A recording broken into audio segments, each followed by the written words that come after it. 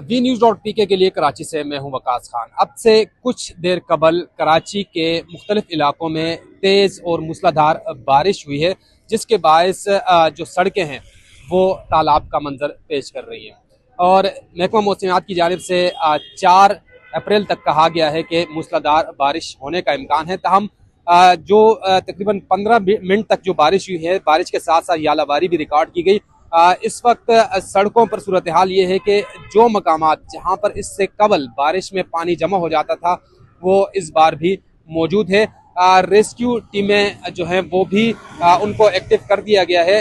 Camps लगाए गए हैं मुख्तलिफ मकामात पर ताकि कोई भी नाखुशगवार वाक़या हो या लोग अगर फंसते हैं उनको निकाला जाए। ताहम कमिश्नर कराची का ये दावा है कि मुख्तलिफ इलाकों में जो पानी जमा हुआ है उस पानी को जल्द निकाल दिया जाएगा और लोगों को कहीं पर अगर लोग फंसे हैं तो हेल्पलाइन के जरिए हमें आगाह कर सकते हैं, हम लोगों को भी निकालेंगे।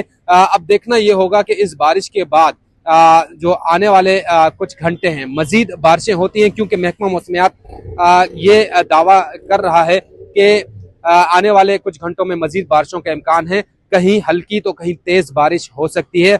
गुलशन मेमार से लेकर कराची का तकरीबन हर टाउन जो है इस बारिश की लपेट में आया है। मूसलाधार बारिश थी, ताहम अब रेस्क्यू का ऑपरेशन शुरू कर दिया गया है। जो अमला है, अमले के बारे में कहा जा रहा है जो रेस्क्यू टीमें हैं कोई भी छुट्टी नहीं करेगा, ग्राउंड पर मौजूद रहेगा ताकि जब तक पानी मौजूद है तब तक अमला भी ग्राउंड पे मौजूद रहेगा। और कहीं भी अगर कोई हेल्पलाइन पर कोई कॉल वसूल होती है तो लोगों को रेस्क्यू किया जाएगा फौरी तौर पर।